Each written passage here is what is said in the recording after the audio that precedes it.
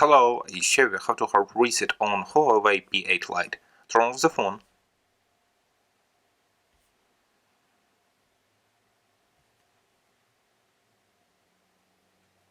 Now press and hold the power button and volume up key for a few seconds.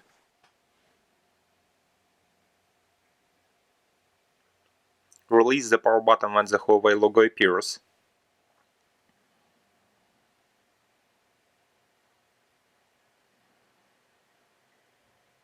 Now use volume key and power button to select Factory Reset.